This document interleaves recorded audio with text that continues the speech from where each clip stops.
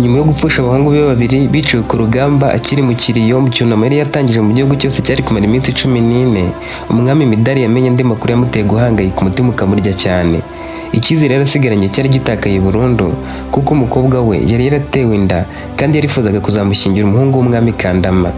Mu mateka y'ubwami naho byari byarigeze bibaho ko umukobwa wamaze kwemererwa undi mwami aterwa inda none akayiterwa n'umucakara. Uretse n'ibyo, ubusugi nicyo kintu cyonyine cyashoboraga gutuma ubukwe hagati y'abana b'abami bushoboka. Kandama n'umuhungu we Orezi basize Midari bamaze kubona ko Berisa atwite kandi inda yari imaze gukura iri mu mezi 3. Yari itangiye kuba yagaragara nubwo Berisa yihishaga. Kandama yatashye bifashe nk'agasuzuguro atagombaga kwihanganira. Yirengagije ko na Midari yarabimenye mu gihe yarakiri mu gahinda k'abahungu be bari baraguye ku rugamba mu minsi igera hafi muri 5 yari ishize ubwo batsindaga ubwami bwa Riga bwari busigaye busa nk'ubukomeye mu majyaruguru. Midari nawe yarabiketse abona ko ibintu bishobora kubyara ibibazo bikomeye kuko Kandama bashakaga guhuza imiryango bagahuza n'imbaraga bakajya barindana kandi bagatsinda ibindi bihugu bakabyigarurira bakaba ubwami bumwe bwa Midari. Kandama yaratashye arakaye cyane kandi kurakara k'umwami kwashoboraga guhungabanya isi yose. Umujinya w'umwami nicyo kintu cyashoboraga kwangiza igihugu n'abagituye bikaba byagera ku isi hose. Umujinya n'uburakari bye byabaga bivuze ko hashoboraga kuba intambara, kwica abantu, gutwika imijyi n'ibindi byose byari gukorwa n'umwami warakaye. Midari yari azi icyo bisobanuye kubona Kandama atanamusezeye. Nubwo yari agifite agahinda aribwo akimara gushyingura abahungu be yagize umujinya atekereza no kwica umukobwa we, ariko yirinze kugira icyo amukuraho ikirero kitararangira. Abamurindishije abasirikare be bari bakomeye cyane. Abandi basirikare yabohereje mu bacakara ngo bajye gushakisha uwaba yarakundanye na Berisa cyangwa uwaba baragiranye imishyikirano idasanzwe. Abacakara bose bavuga ko ari ntawe ko yavugishaga abasore batandukanye ashaka kubumvisha ko bagombaga gukorana umwete. Abo basirikare bakomeje kujyayo bakabaza buri mucakara ku giti cye nabo ntibasubize uwo ari we. Umunsi wa mbere washize baza kubabaza, bakomeza no kuwa kabiri bigera kuwa gatatu bataramubona. Abasirikare barindaga Berisa bo bari barigeze kubona isura ya Rashi batangira kumushakisha baramubura. Basabye Bagapita bakoreshaga mu bakozi hagati ngo bamushakishe kandi bamenye izina rye nabo baramuyoberwa. Gusa hari bamwe bakundaga kumva inkuru ze bibuka ko ari we Berisa yahamagaraga bakaba baganira mu gihe yabaga yaje aho ngaho. Bamaze kubyibuka abasirikare basabye ko uwo musore yigaragaza ntihagire uwigaragaza. Bongeye kubaza buri muntu kwe bamubaza aho uwo musore batari bazi izina ryaherereye ntihagira n'umwe uvuga aho ari, nabo bavugaga ko batabizi. Ayo makuru bayahaye umwami bamubwira ko bamenye amakuru ko ari umusore wigeze kugirana nawe ubucuti bukomeye kuko yamuhamagaraga ubwo yabaga yagiye kureba aho ibikorwa by'abacakara byabaga bigeze akamwinjiza mu ihema babaga bamwubakiye ni ukuvuga Berisa bakaba ariho baganirira. Umwami yarababwiye ati niba abacakara bose banze kuvuga izina rye nimubabwire ko bose bazicwa. Abasirikare basubiyeyo babaza izina ry'uwo musore naho yari aherereye, abacakara banga kubasubiza. Bavuze ko batazi aho aherereye, yewe bavuga ko batari bazi izina rye ko ahubwo bari baramuhaye izina rya nimero ya 200. Abasirikare basubiyeyo babwira umwami bati abacakara batubwiye ko bari baramuhimbye izina rya 200 ariko twashakishije umuntu ufite iryo zina rya 200 turamubura. Umwami ati mu gitondo ndazindukirayo njye kubibariza aho uwo musore aherereye.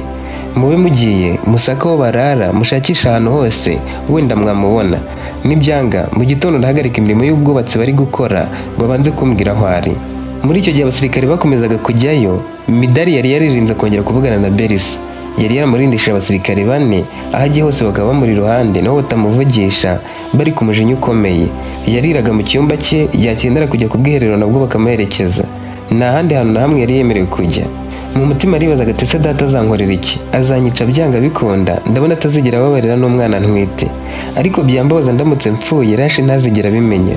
We yatekerezaga ku rupfa kumva nta kintu umutwaye cyane ko nawe yarakibabajwe n'agahinda k'abasaza be yibwira ko nta muntu utapfa. Nta cyumweru cyari cyagashize babashyinguye ku buryo ariko batuje yabibagiwe.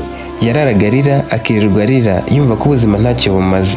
Yatekerezaga ku kuba yapfa akumva atabaruta ariko nanone akifuza ko Rashi yabimenya we nawe akazahora amwibuka nk'umuntu wanze ubucakara bwo kuba umwana w'umwami wakoreshwaga ibyo ubwami bushaka nta yandi mahitamo na make agira mu buzima bwe. Mu gitondo cya kare Midari yazindukiye aho bubakwaga imihanda.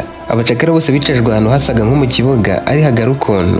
Bageraga mu bacakara 650 barimo 500 bari barakuwe Iramati abandi aribo bavanye mu bindi bihugu.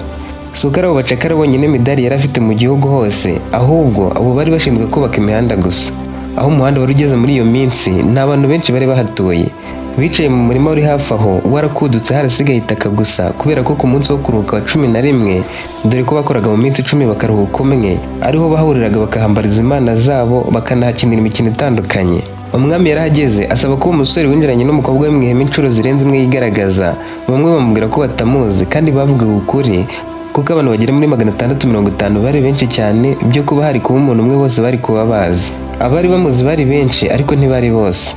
Umwami yabonye binangiye umutima asaba abacakara kumwubakira akantu kari gafite metero kuri metero, bakakubakisha amabuye akomeye, bakakubakira ku cyuma kirekire wagereranya n'ipoto ry'icyuma cyari kuba kirimo hagati, bagashyiraho n'esikariye zo kuzamukiraho ku buryo umuntu yari guhagarara hejuru. Batangiye kuzamura amabuye barakubaka. Nta jambo rindi avuze, Midari n'abasirikare bari bamurinze basubiye inyuma baritahira. Abacakara basigaye aho bakomeza imirimo yabo ariko basigarana amatsiko bibaza icyari gitumye umwami yubakisha ku kantu babonaga kadasanzwe. Bamwe batekereje ko wenda ashaka kuhamanika ibendera ry'ubwami bwe. Basigaye mu mirimo, mu gitondo umwami aragaruka. Nanone yabasabye kubaka akantu kameze nk'urugo bakakazengurutsa inyuma y'aho bari bubakiye cya cyuma. Bamaze kuhubaka nabwo yisubirira inyuma, we n'abasirikare basubira mu ngoro, abacakara basigara mu kazi. Kubera ko ibyumweru 2 by'ikiriyo bitari byakarangiye, Midari yangaga kugira ikindi kintu akora cyari gutuma abaturage babara cyangwa bagahangayika. Ni nayo mpamvu atari yakagize icyo abaza umukobwa we. Nawe yamwifurizaga ko abanza kuririra abasaza bo kabyumva ariko arinzwe by'umwihariko kugira ngo atazabasha gucika. Bidatinze ibyumweru 2 byararangiye, nubwo ku mwami no ku bandi bantu ba hafi y'umuryango we batari guhagarika kurira, ariko nanone ibikorwa bimwe na bimwe byari byarahagaritswe byari bigiye gukomeza nk'uko byahoze. Kuri uwo munsi umwami yagombaga no kuvuga ijambo agahumuriza abaturage be nubwo bwose ari wari wapfushije. Abami b'ibihugu yari yarigaruriye baraje ariko Kandamo ntiyahaza kandi yari yaramwemereye ko azagaruka kuri uwo munsi. Impamvu bagombaga kuba bahari nubwo kuri uwo munsi aribwo umwami yari kubagezaho igitekerezo cy'ibyo yari agiye gukora, akavuga umuntu uzasigara ku ngoma kuko abahungu be bari kuzamusimbura bari barapfuye, akanavuga aho akeneye ubufasha. Bimwe ari kubivugira ku karubanda abaturage bumva, ibindi akabivugana n'abami bagenzi be mu nama yihariye. Imbere y'imbaga y'abaturage bari baturutse hirya no hino mu gihugu yaravuze ati, bami n'abatware mutandukanye muri hano, baturage b'ubwami bwa Midari, inshuti z'ubwami bwacu, uyu munsi nawiteguye imyaka myinshi ariko navuga ko wantunguye mu buryo bukomeye.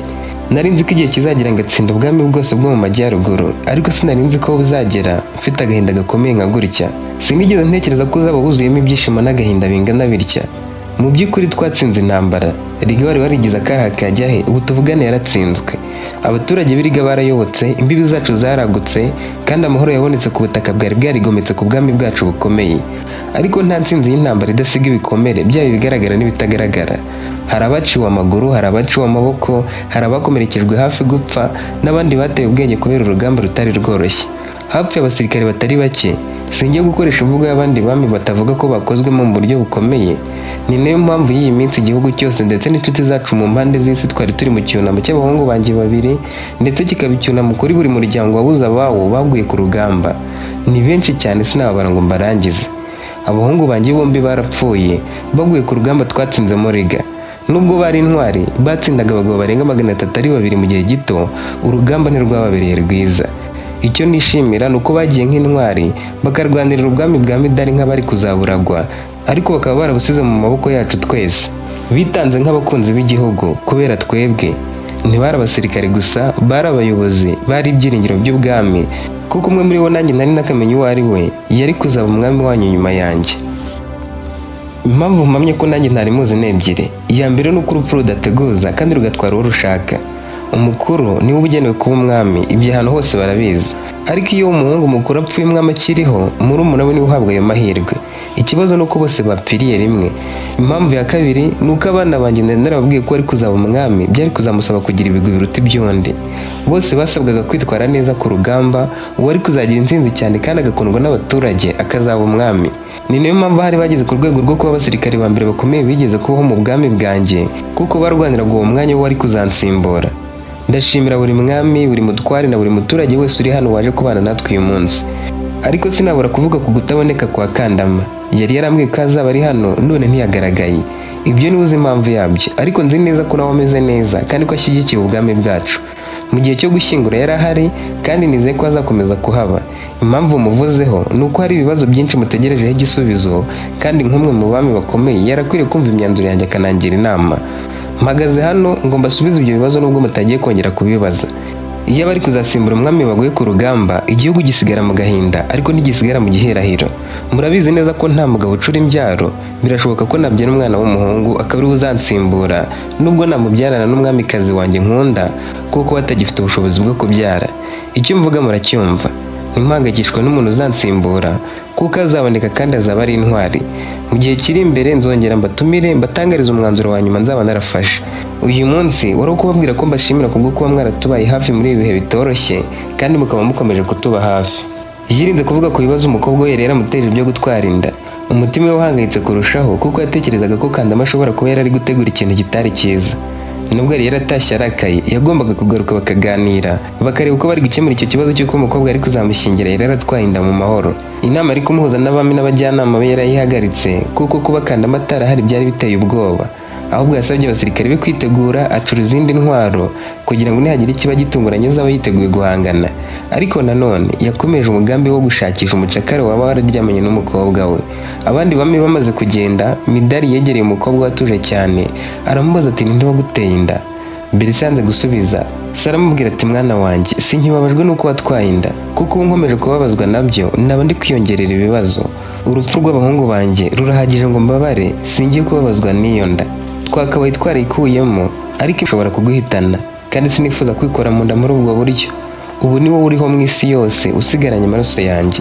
Ni wowe wenyine uriho ufite imbuto mu nda yawe, iyo mbuto ikaba inkomokaho. Nuramuka umbwiye waguteye inda ndamutumaho umugire umwami, ndasiga mbwiye buri wese ko ari uzaba umwami kuko ubu nta muhungu nsigaranye. Yaramwegereye aramuhobera aramubwira ati ndagukunda Berisa, kuva kera naragukundaga kandi urabizi. Nifuje kuba umukobwa ufite amahitamo meza kuko usa nka mama wambyaye. Nizera ubuhanga bwawe mu gufata imyanzuro. Ahari byakubayeho utarifuzaga gutwara inda, wenda ukaba warabitewe n'urwo wakundaga uwo muntu. Ese urumva nkwiriye kurwanya icyo umwana wanjye yakunze? Naba ndi umubyeyi gito. Nubwo bwose bwa mbere byabanje kumbabaza cyane ko nabimenyeye mu maso ya Kandama ngakorwa n'isoni kandi nari kuzagushyingirayo, ubu narabyakiriye kuko nta kundi nagira. Erega nta muntu udakosa. Nawe urabibona ko uyu munsi atigeze aboneka. Iki ni ikimenyetso ko umubano wanjye nawe utakimeze neza. Ese ndabutse ndwanyije umwana wanjye kubw'amahitamo yakoreshejwe n'urukundo sinaba nirwanyije? Nubwo byose byatewe n'amahitamo yawe ariko ubu byararangiye. Icyo nkwiye gukora ubu ngubu no kuramira kimwe, ikindi nkagihombaho kubura byose. Wenda iyo Kandama twari gushaka igisubizo ariko yagiye adasezeye, nibwira ko ari ugutungurwa by'ako kanya byari bibayeho. Ndatekerezaga ko azagaruka tukabiganiraho. None niba ataje bivuze ko nari kuzaba mwihomyeho, wowe uri nk'ikiguzi. N'ubusanzwe ubwo ntiyanyishimiraga. Ubwo iyo mba ntarabemereye umugeni no gukoresha imihanda ihuza ubwami bwanjye n'ubwe, nta masezerano n'ubufatanye twari kuzagirana. Berisa yatekereje kuri ayo magambo se yavugaga amuhobeye, nawe atangira kumva harimo ukuri. Yari yanze guhobera se, kumwe umuntu ahobera undi ariko we yamanuye amaboko. Yari yazamuye aramuhobera ararira aramubwira ati data, inda nayitewe n'umucakara. Ibyo bavuga byose ni ukuri. Mwagiye ku rugamba naramaze kuryamana nawe ariko byamaze kubagira ubwoba bwinshi cyane, ambwira ko agiye kwiyahura. Naramutakambiye ngo ntazabikore nibwira ko ntasamye. Kubw'amahirwe make nisanze narasamye. Nagerageje kubihisha ngo utazabyumva uri ku rugamba bikaba bibi kurushaho, ngerageza kuyikuramo ariko nabwo nsanga ntacyo nari kuba ndamiye. N'ubundi nari kuzabana nawe reza agasanga ntari isugi, hari kuzaba intambara bavuga ko watanze umukobwa utozuye. Ikosa ni iryanjye, naguteranyije na Kandama kera, mbabarira rwose data. Midari yaramubwiye ati none se mwana wanjye ntabwo uzaherereye? Umukobwa ati simpazi, kuva ubwo sinigeze nongera kumubona. Midari ati none se yitwa nde? Berisa ati yitwa Rashi. Yitwa Rashi ariko sinzi aho ari, sinzi niba akiri muri bariya bacakara, sinzi niba yarapfuye. Icyo akora iyo yapfa twari kubimenye. Uko biri kose ntabwo yapfuye kandi nkomeza kubona imibare yuzuye. Baracyari 650, ntawe arwaye cyangwa ngo apfe. Midari yahise amurekura amusunikira hirya, ahamagara abasirikare be baza aho baboha amaboko ya Berisa bamushyira mu igare rikororwa n'ifarashi baramutwikira. Midari ajyana nawe bajyana muri ya mihanda abacakara bakoragamo. Bagiye bihuta cyane ku buryo mu minota mike bari bahageze, bagasaba abacakara bose guteranira ahantu bakundaga guteranira. Mu by'ukuri Midari ntiyarahobeye umukobwa we kuko aramubabariye kubw'ibyo yakoze. Amagambo yose yavugaga yari ayo kugira ngo amuhindure mu bitekerezo, atuma atekereza ko wenda ubwo agiye kumubabarira akazagororera n'uwamuteye inda. Yabivugaga ashaka ko umukobwa yivamo, akamubwira byose nta kumuhisha, akamubwira uwo muhungu wari we n'aho aherereye. Intego yakigeraho yamweretse ko atazigera amubabarira kandi ko yagombaga kumuhana bikomeye. Igisekeje nuko yibwiraga ko Berisa ari utari ufite ubwenge. Yarasobanukiwe neza uburyarya bwa se acyumva ko Berisa akundana n'umucakara, aho kumubaza niba koko ari ukuri yishe umusirikare amuhoye ubusa, atangaza ko amwiciye guharabika umukobwa we. Ibyo Berisa yarakibyibuka. Kugira ngo nawe umujijishe, yamweretse ko yemeye ibyo yamubwiraga, yemera kuvuga ko wamuteye inda ari umucakara, amubwira igihe baryamaniye, anamubwira izina rye. Ariko nk'umukobwa wari uzi ubwenge, yaramubwiye ati yitwa Rashi kandi sinzi aho ari, sinzi niba akiri muri bariya bacakara, sinzi niba yarapfuye. Yabivuze ashaka kuyobya umwami kugira ngo nibamushaka bamubure mu bacakara. Yari yamusabye guhindura izina akita Beri. Ibyo rero byari gutuma nubwo yari kugendera ku izina amushakisha ahantu hose atari kuzigira amubona byoroshye. Akandi kantu karenze ni uko yamubwiye ko iyo haramuka hagize umucakara upfa bari kubimumenyesha. Aha naho yarajijishije umwami, kuko umwami yari kwibwira ko Rashi atigeze ahunga. Si ibyo gusa, amubwiye ko akomeza kubona ko imibare yuzuye, ko abacakara yari ashinzwe bari bakiri 650, nta warwaye cyangwa ngo apfe bigeze bamutangariza.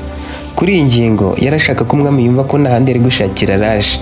Ariko kandi mbere yo guhagarika gusubirayo, Berisa yari yarashatse umuntu wari gusigara mu mwanya wa Rashi, bajya babara bakabona umubare wuzuye. Nta n'umwe wari gupfa kumenya ko hari uwagiye undi akamusimbura. Nubwo ku mpande zombi bibwiraga ko bakoresheje ubwenge, ariko bwari bugiye guteza ibibazo bikomeye. Bakigera abacakara bari, umwami yabasabye ko bahambura umukobwa we, agahagarara imbere y'abacakara akarebamo umusore witwaga Rashi. Yaramuhamagaye amusaba kuza imbere, nawe abizi neza ko adahari, uwo Rashi ntiyigera azamuka. Umwami ubwe yaravuze ati Rashi naze hano mugororere. Rashi yarabuze. Umwami yarongeye ati niba muzi aho ari, uri bumuvuge ndamubohora atakomeza kuba umucakara. Nabwo habuze uvuga aho Rashi aherereye. Umwami yabonye ko binangiye umutima, asaba ko bongera kubarwa akareba ko buzuye 650. Basanze buzuye, umwami ategeka ko basubiramo, bakomeza gusanga imibare yuzuye. Noneho yararakaye cyane, abona ko abacakara badashaka kumwumvira.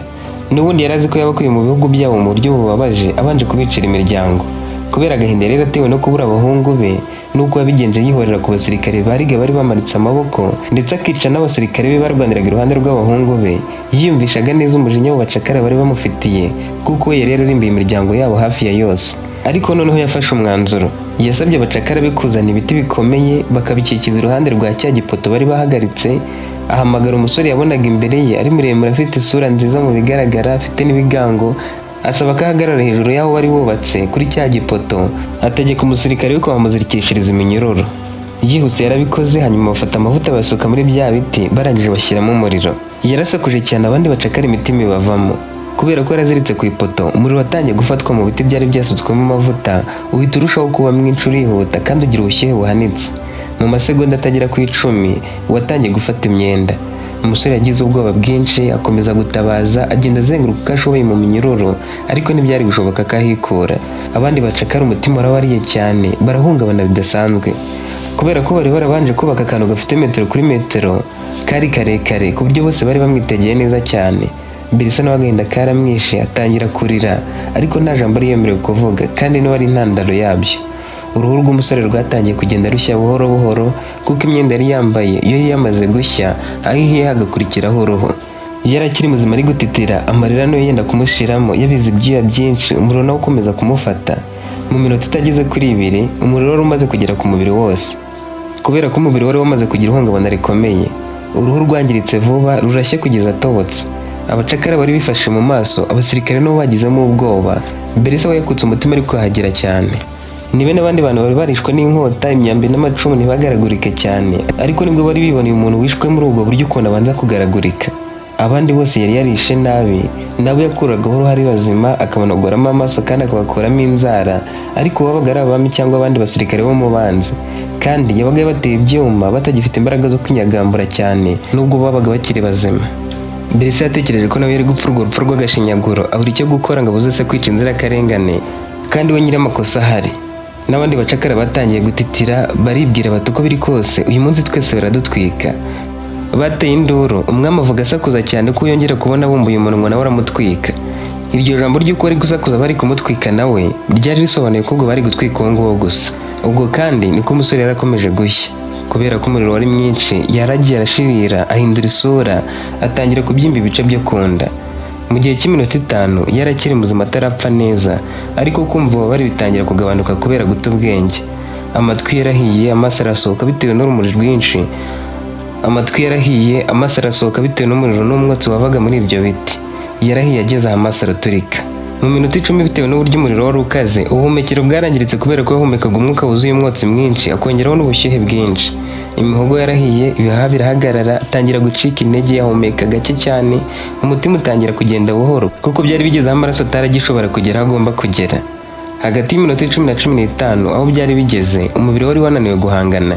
Noneho nyuma na nyuma umutima warahagaze, ariko umuriro ukomeza gutwika umubiri wari usigaye ugera no ku magufa. Umuriro wasaga nk'uwatangiye kugabanuka. Umwami ategeka ko bazana ibindi biti bakabirundaho, yongera gusukamo amavuta. Amagufwa nayo yarahiye, ariko ntabwo byari gushoboka ko akongoka agahinduka ivu. Byari gusaba amasaha n'amasaha, bigafata iminsi n'ibyumweru. Umwami yabonye ko atageze ku ntego yo kumutwika ngo akongoke, asaba ko bakuba umuriro kabiri, ku buryo watangiye kugera mu ntera ngari, ubushyuhe nabwo bukagera kure, abacakara n'abasirikare bakigira inyuma.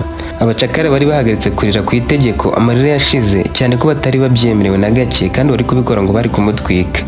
Umwami yabonye ko amagufwa yanze gukongoka, aravuga ati noneho ngiye gutaha. Abacakara bazakomeza gucana umuriro kugeza igihe azahindukira ivu, simbone n'agace gato k'igufwa rye. Abacakara bazakomeza gucana umuriro kugeza igihe azahindukira ivu, simbone n'agace gato k'igufwa rye. Yafashe umukobwa bamusubizayo, abagapita bari aho bahindura akazi, bafata abacakara babatwikisha ayo magufwa, iby'umuhanda baba babiretse. Nubwo Riga atari we muntu wa mbere yari yatwitse, ariko abandi yarabatwikaga, ntashaka kubashinyagurira ngo n'amagufwa yatwike burundu. Nka Riga yaramutwitse gusa birarangira, we n'abasirikare be barikomereza. Ariko uyu nguyu yashakaga kumutwika agahinduka ivu wese, ku buryo nta n'umuntu wari kuzigera amenya ko yabayeho. Mu by'ukuri mu muriro w'inkwi zisanzwe bisaba igihe kirekire kugira ngo amagufwa y'umuntu ashye burundu, ahinduke ivu ku buryo nta cyasigara. Mu gihe umuntu atwitswe akiri muzima cyangwa amaze gupfa, inkwi zisanzwe ntizishobora guhita zitanga ubushyuhe buhagije ngo zitwike amagufwa yose. Amagufwa y'abantu arakomera cyane, kandi nubwo inyama, uruhu n'imitsi byashya mu masaha make cyangwa mu minota mike, amagufwa yarasigara. Kugira ngo umuntu bamutwike akongoke burundu, bisaba kumushyira mu mashini zabugenewe. Kubera ko umusore bari bamutwikishije inkwi nyinshi mu gihe kirekire, byari gusaba iminsi myinshi. Hashize umunsi wa mbere, intumwa ijya kubwira Midari ko atarakongoka, hashira uwa kabiri ari uko bimeze, bigera ku munsi wa kane. Yaje kureba, asaba ko basuka amazi muri uwo muriro bakawuzimya, bakamutega amatwi akababwira impamvu yari yakoze icyo gikorwa cyari kirenze icy'ubunyamaswa. Mu gihe umwami yatwikaga uwo mucakara, inkuru zakwirakwiriye hirya no hino zigera mu bwami bwa Kandama zigera n'i Ramati aho Rashi yari yarahungiye. Inkuru yari imwe ari y'ukuri. Yavugaga ko umwami yamenye amakuru y'uko umukobwa we yatewe inda n'umucakara ari uko imaze gukura, uwo mucakara akamubura, akaba yaratwitse umwe ngo atere abandi ubwoba, babonereho kuvuga aho yaraherereye. Muri rwa rugo, ku mucuruzi w'indogobe Rashi yabanaga nawe, abazijyanaga mu masoko atandukanye bamuzaniye amakuru, bamubwira ubugome umwami yari yakorewe uwo muntu akamutwika, yamara gupfa agakomeza gutwika amagufwa. Yahiye ubwoba atekereza ko n'umukunzi we bazamutwika agashyana n'umwana yari atwite. Yatekereje ibyo kujya akitangaho kugira ngo apfe abandi ari we bazira, ariko nanone asanga utaba umwanzuro mwiza ako kanya. Yiha umunsi umwe wo gutegereza ngo abanze kumenya aho byerekezaga. Abantu babanaga nawe bo bari bazi ko yaturutse ahandi hantu, kandi ko yitwaga Beri. Ntibari gukeka ko ari umwami yahigaga. Kandamo yabwiye umuhungu we Oreza ati, igihe kirageze ngo dutabare abo bacakara atangiye gusariraho. Midari ni ikigoryi cyane, nta mwami ufite ubwenge wafata abahungu be bose ngo bajyane ku rugamba kandi ababanze imbere. Ikindi umukobwa we nawe ni ikigoryi, yemeye kuryamana n'umucakara. N'ubundi nta muntu wari kuzaba ushyingiwe. Midari twaramubabariye twanga kumurimbura, akeka ko ari umunyembaraga. Ariko Riga yatweretse ko aciriritse yica abahungu be bose, nubwo Midari yamutsinze akigarurira igihugu cye. Abahungu be nizo ntwari yari yizeye. Igihe kirageze ngo twihorere ku bw'agasuzuguro yatweretse, umukobwa we akaryamana n'abandi basore. Midari tumwice dusigarane isi yose mu biganza. N'ubundi nta mpamvu yo gufatanya nawe ngo ni ukugira ngo twigarurire isi yose. Nitumutsinda, ibihugu byo ku isi byose bizamanika amaboko, bituyoboke, bijye bituzanira amaturo, kuko nta wundi bwami bukomeye buzaba busigayeho uretse ubwacu. Ku rundi ruhande, Midari yafashe ijambo, ababwira ko agiye gutwika undi muntu mu gihe bari kuba bakomeje kwihagararaho. Wa musore umwe Rashi yasize abwiye ko acitse, yaritanze imbere aravuga ati, nyagasani, uru rupfu ni rubi. Wica umuntu ugashinyagurira n'umurambo we. Twebwe twese ntawe ushaka gupfa atya. Njye Rashi yambwiye ko ahunze ajya mu kindi gihugu. Uko biri kose yahungiye mu gihugu yaturukagamo, yasubiye Ramati.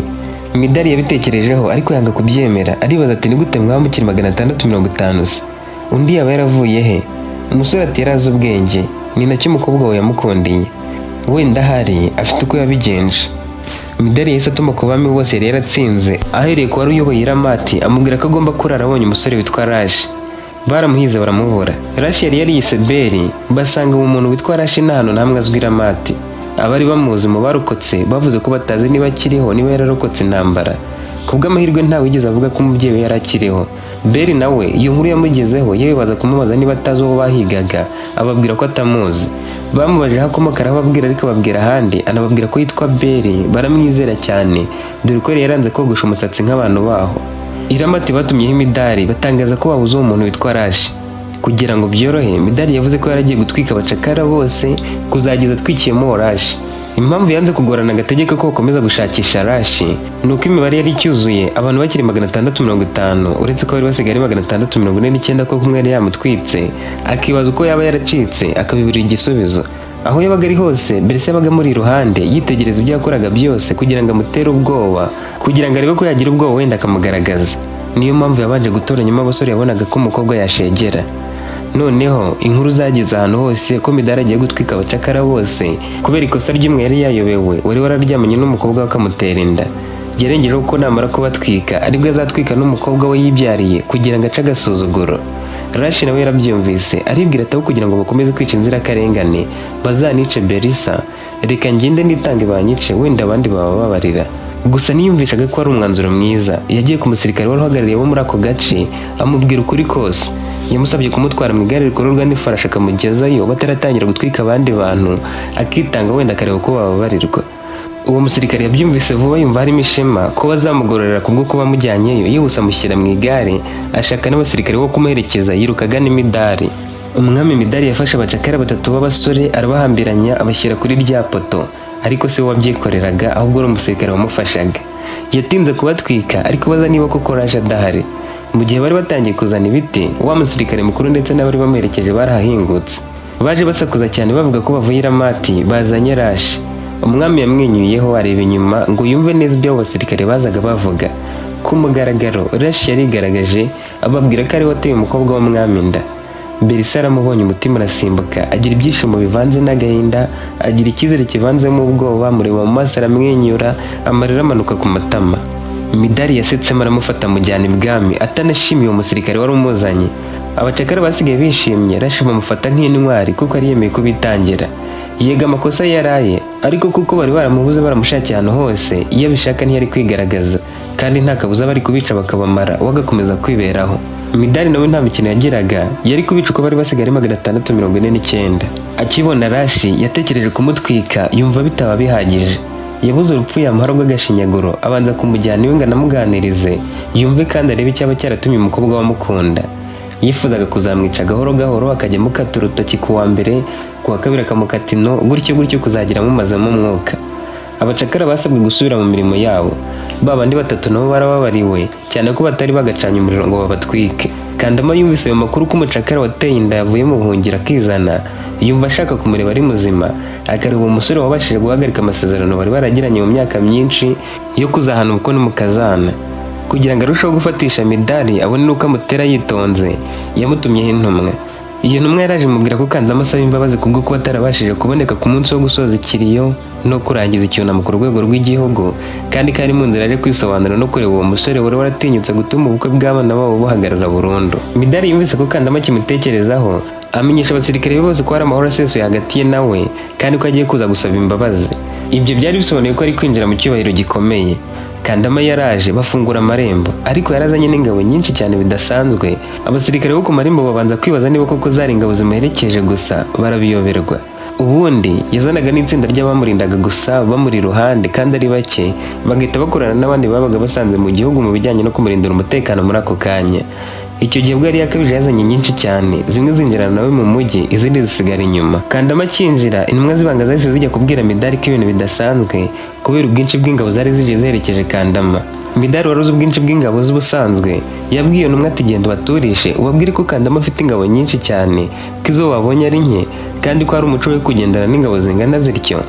Kandama kigera ibwami yahawe ikaze, abasirikare basigara hanze bivanga n'ingabo za Midari nk'aho bari bagiye gufatanya kurindana umutekano w'abo bami bombi.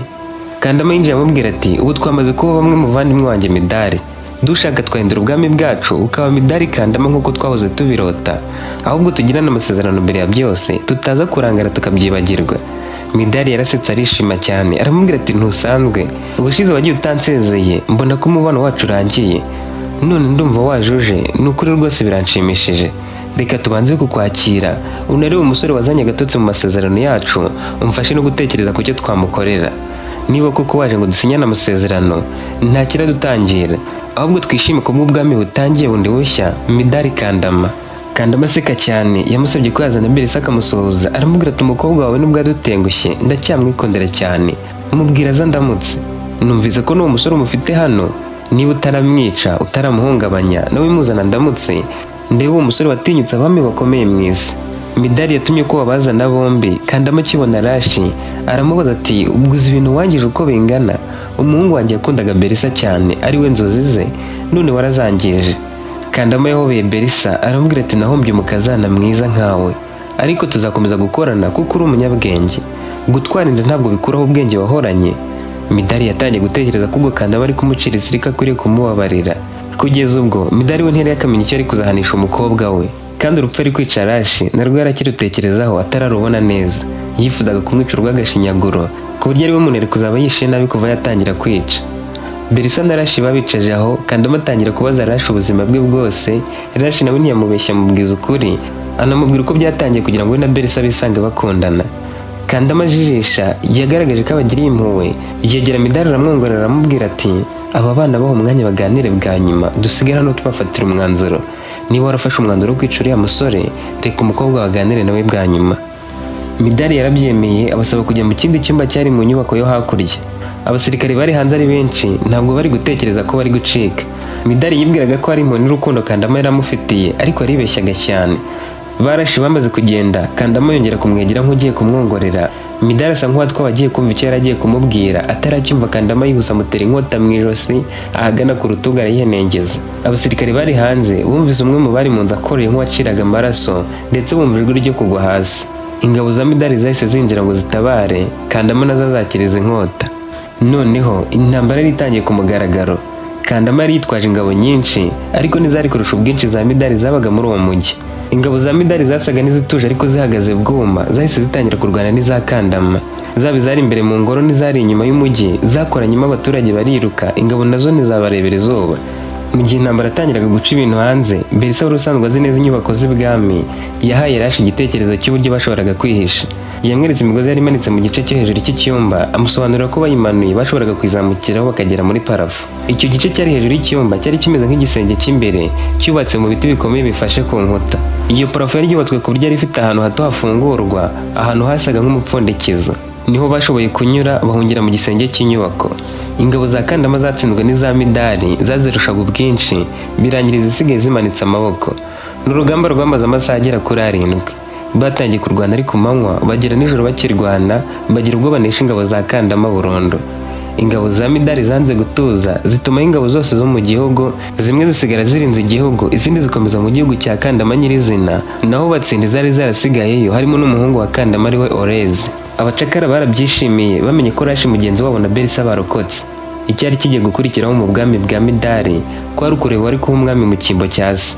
Nta wundi mwana yari afite usibye Berisa. Nubwo bitakundaga kuba ko umukobwa asimbura se ku ngoma, Berisa bamuhaye ayo mahirwe kuko ari we wari harimo umwana wenyine ukomoka kuri Midari, kandi ingabo zikaba zari zikiri ku ruhande rwa Midari wari wapfuye. Zifatanyije n'abajyanama banze kujya kure, bahitamo ko Berisa afata inshingano.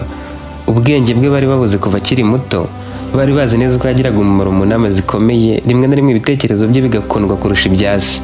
Baramwimitse bamugira umwamikazi wa mbere wari uyoboye ubwo bwami, atari uko nyine umugabo we yari umwami, ahubwo abaye umwamikazi ari mu cyimbo cy'umwami. Berisa akimara kuba umwamikazi, atari ukuvuga ko umugabo yari umwami, Rashi yaratekereje abona ko ntacyo yari cyo. Yibwiraga ko Berisa atari gukomeza kumukunda, kandi yaragiye kuba nk'umwami w'isi hafi ya yose, kuko ubwami bwe bwari bwatsinze ubwa Kandama bwari bukomeye cyane, kandi mu isi yose ubwo bwami bwabo bukaba aribwo bwari buyoboye. Berisa aramubwiye ati abantu bazi ko mfite ubwenge, ariko njye ntinya ubwenge bwawe. Ingoma yacu izaba iyanjye nawe, kandi izaba iy'amahoro. Uzaba umujyanama ukomeye w'umwamikazi, umubera inshuti, umugabo na se w'abana, kandi abazadukomokaho nibo bazaragwa iyi ngoma, bazaba bavuka ku banyabwenge, bazaba abami bakomeye cyane. Kugira ngo ubwami bwa Berisa burusheho kurangwa n'ubutabera n'amahoro, yategetse ko abari abacakara bakora bahembwa amafaranga menshi, abo babishaka bagasubira iwabo. yabasabye imbabazi ku bw'igihombo bagize cyo kubura ababo, arenzaho ko nawe mu muryango we wose yasigaye ari nyakamwe kubera intambara, ariko ku bw'amahirwe akaba yari afite umugabo akunda cyane ari we Rashi wahoze ari umucakara. Igisirikare cye nacyo cyaje gukomera cyane kubera ko nyuma yo kubaka ibikorwa remezo umwami Midari yari yaratangiye akiriho bikorwa n'abacakara, abo bacakara babirangije bagasaba kwibera abasirikare. Icyabibateye ni uko urukundo bakundaga Berisa rwari rwinshi cyane. Akiba umwamikazi yabemereye kuba abaturage nk'abandi bose kandi bagakora bahembwa, bagakora nk'abakozi aho gukora nk'abacakara, ndetse yabemereye gutura aho bashaka, abashaka kuva mu kazi bakakavamo. Babonye akazi karangiye rero urukundo bamukundaga rurikuba, hafi ya bose basaba kujya mu gisirikare kugira ngo bazamurwanire ubuzima bwabo bwose. Nyuma y'igihe kitari gito umwamikazi Berisa n'umugabo we Rashi wari umujyanama ukomeye bibarutse umwana w'umuhungu. Uwo niwe banzuye kaza w'umwami mu gihe nyina ari kuzaba atakiriho. Abami benshi bo hirya no hino ku isi bari bazi gukomera kwa Riga na Kandama, batinye cyane ubwami bwa Berisa kuko aribwo bwari bwaratsinze. Baje kumwunamira bamusaba ko bagirana amasezerano n'amahoro bakajya bamuha amaturo, nawe arabyemera. Ubwami bwe bwabaye ubwa mbere bukomeye bwabaye mu mateka mu gihe cyose yari akiriho, kandi bwabaye ubw'amahoro. Naha dusoreje inkuru yacu y'umukobwa w'umwami wakunze umusore w'umucakara. Niba warayikunze nk'ibisanzwe ntugende utaduhaye igitekerezo cyawe nk'uko wayumvise. Nizere ko naho ugiye no mu nkuru z'ubutaha tukiri kumwe. Naho utaha.